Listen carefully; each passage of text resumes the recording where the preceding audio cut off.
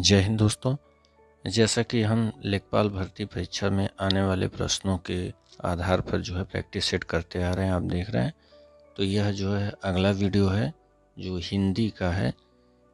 Exam में यह प्रश्न, इस सेट में जो भी आपको क्वेश्चन मिलेंगे वो सब एग्ज़ाम में पहले के आए हुए हैं या तो एग्ज़ाम में आने के दृष्टि से इम्पॉर्टेंट है।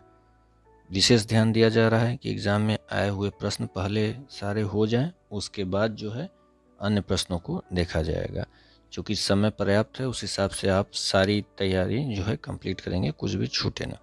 तो आइए प्रैक्टिस सेट में अगला जो है प्रश्न देखते हैं हिंदी का।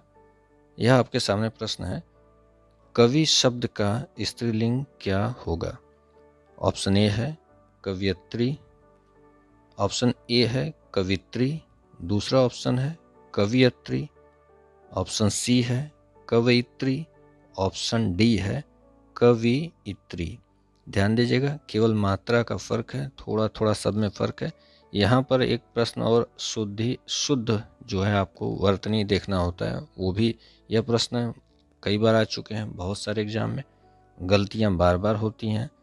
तो ध्यान दीजिए, इसमें जो पूछा गया है कवि शब्द का, तो सीधा ध्यान आपका जाता है कि कवि यहाँ जुड़ा हुआ है तो कवित्री हो जाएगा, यहाँ भी कवि जुड़ा हुआ है कवियत्री हो जाएगा, यहाँ भी कवि जुड़ा हुआ है। तो इससे क्या होता है कि ऑप्शन आने पर, कवि आने पर तुरंत आप जो है ऑप्शन देख के मार देते हैं कि यही हमारा आंसर सही होगा, यही आंसर लगा देते हैं। लेकिन वास्तव में आंसर आपका सही कौन सा है? वो ऑप्शन सी है।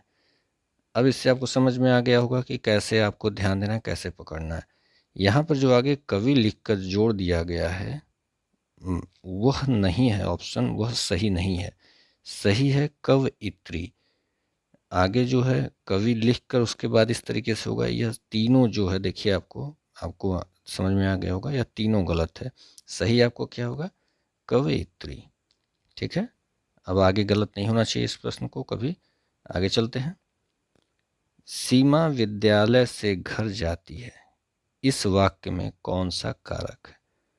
कारक बताइए कौन सा हो सकता है? ऑप्शन ए है करण कारक, यहाँ पे कारण लिख दिया गया है, यहाँ होगा करण। और ऑप्शन बी है अपादान कारक, ऑप्शन सी है कर्म कारक, और ऑप्शन डी है संबोधन कारक। तो कौन सा सही होगा? सीमा विद्यालय से, तो विद्यालय से घर जाती है, तो यहाँ विद्यालय से क्या हो रहा है? अलगाव हो रहा है। तो से है, साथ में अलगाव हो रहा है, तो कौन सा ऑप्शन सही होगा? तो ऑप्शन डी, सॉरी बी जो है सही होगा, अपादान कारक। ऑप्शन बी सही होगा, अपादान कारक, क्योंकि यहाँ पर से का अर्थ जो है अलगाव से है, से जो है अलगाव हो रहा है, इसलिए यहाँ पर अपादान कारक होगा। आगे चलते हैं। यहाँ पर है तीसरा प्रश्न, निम्न में से कौन सा शब्द सदा बहुवचन में प्रयोग होता है? हमेशा जो है बहुवचन में प्रयोग होता है, वह आपको बताना है। तो कौन सा होगा? शिशु, बी है भक्ति, सी है पुस्तक, और डी है प्राण। तो यहाँ पर ऑप्शन डी सही है, प्राण जो है हमेशा बहुवचन में प्रयोग होता है। आगे चलते हैं। क्वेश्चन नंबर 4,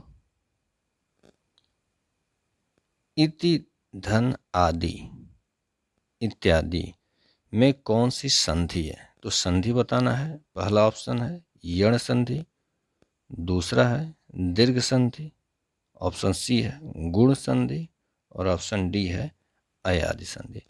ध्यान दीजिएगा, यह सभी जो संधि आपको दिया गया है यह स्वर संधि का ही प्रकार है, स्वर संधि ही होगा, लेकिन कौन सी संधि होगी?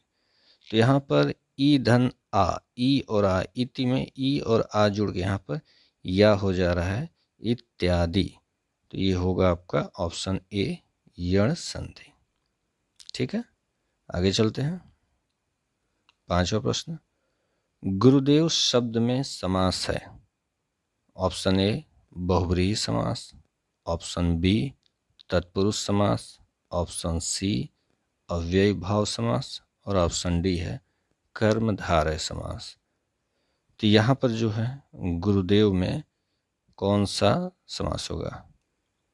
तो समास यहाँ पर होगा आपका जो है कर्मधारय समास होगा, क्योंकि गुरु रूपी देव की बात की जा रही है। तो यहाँ क्या हो जाएगा? कर्मधारय समास। आगे चलते हैं। मैं खाना खा चुका था, यहाँ पर जो है किस प्रकार का काल है? पहला है सामान्य भूत, दूसरा है पूर्ण भूत, और सी ऑप्शन है आसन्न भूत, और डी ऑप्शन है संदिग्ध भूत। चूंकि खाना खा चुका था तो यह तो पहले पता चल गया कि भूत है, ऑप्शन भी सारा भूतकाल दिया हुआ है, लेकिन किस प्रकार का है? खा चुका था तो यह हो गया पूर्ण हो चुका था काल, तो यह हो गया पूर्ण भूत। तो ऑप्शन बी सही होगा, पूर्ण भूत। अब आगे चलते हैं। क्वेश्चन नंबर 7, एषणा का अर्थ है, ऐसे प्रश्न आते हैं तो ध्यान दीजिएगा, अनेकार्थी शब्द में भी आ जाता है। तो एषणा का अर्थ है, एषणा का मतलब होता है, ऑप्शन देख लीजिए पहले। ऑप्शन है घृणा, बी ऑप्शन है अनिच्छा, सी ऑप्शन है अभिलाषा, और डी है इनमें से कोई नहीं। तो एषणा जो है इसका अर्थ होता है इच्छा या अभिलाषा, तो ऑप्शन सी सही होगा। एषणा का अर्थ है इच्छा या अभिलाषा। चलते हैं क्वेश्चन नंबर डी, अल्पज्ञ शब्द का विलोम है। ऑप्शन ए है अवज्ञ, ऑप्शन बी है कृतज्ञ, ऑप्शन सी है सर्वज्ञ, और ऑप्शन डी है अभिज्ञ। इसमें आपको ध्यान देना है कि अल्पज्ञ का मतलब क्या होता है?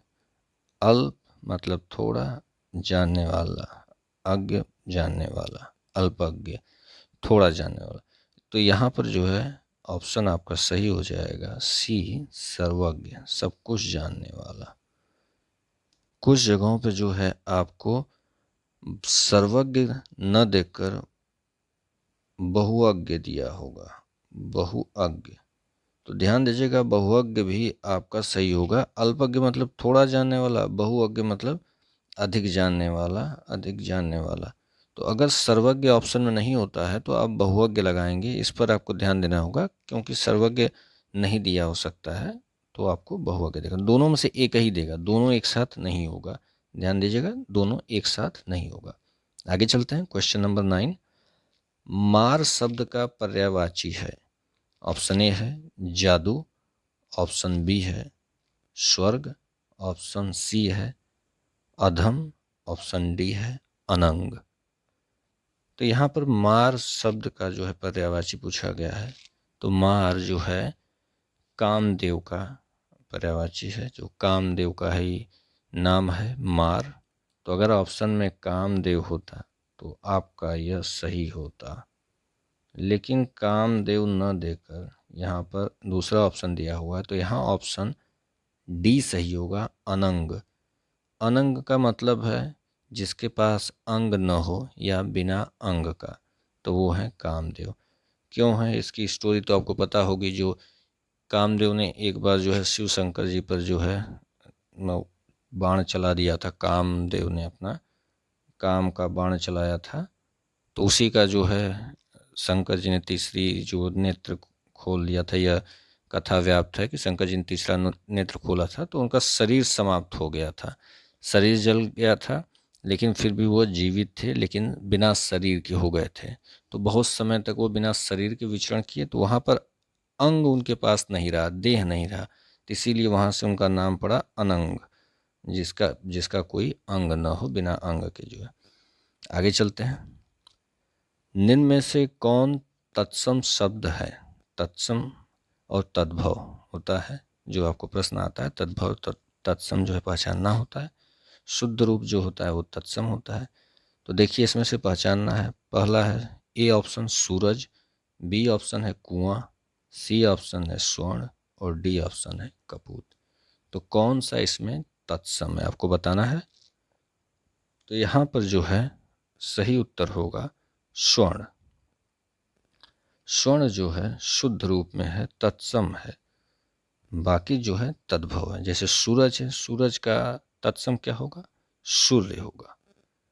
कुआं है तो कुआं भी तद्भव रूप में है, इसका तत्सम होगा कूप। और कपूत जो है यह भी तद्भव रूप में है, इसका जो है तत्सम होगा कुपुत्र। अब आगे चलते हैं। क्वेश्चन नंबर 11, निम्न में से कौन पुल्लिंग है? पुल्लिंग बताना है आपको। तो ऑप्शन ए है आय, ऑप्शन बी है व्यय, ऑप्शन सी है नहर और ऑप्शन डी है लहर। तो आपको बताना है पुल्लिंग। यहाँ पर जो है सही उत्तर होगा ऑप्शन बी व्यय। कैसे पहचान सकते हैं? तो सेंटेंस में, वाक्य में इसका प्रयोग कर लीजिए, आपको पता चल जाएगा।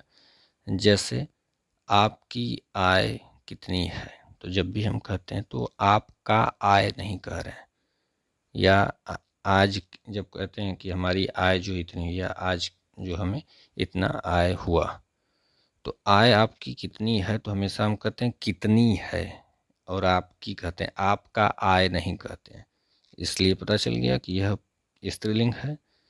व्यय की जब हम बात करते हैं तो कहते हैं, तब व्यय जब बोलेंगे तो कहते हैं आज इतना व्यय हुआ, आज 500 रुपये व्यय हो गया, तो व्यय हुआ।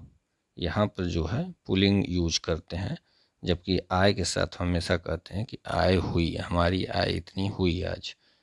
तो यहाँ पर आय जो है स्त्रीलिंग हो गया, जबकि व्यय जो है पुल्लिंग हुआ। ठीक है, आगे चलते हैं। सेंटेंस में यूज करके देख लिया करिए। यह स्त्रीलिंग पुल्लिंग पता करना बहुत कठिन चीज़ नहीं है, आपको रटने की भी जरूरत नहीं है। सेंटेंस में केवल यूज करिए तो आपको पता चल जाएगा। आगे चलते हैं। जैसे यहाँ एक और देख लीजिए, नहर है, तो नहर को जब आप कहते हैं तो नहर जो है गांव की ओर जा रही है।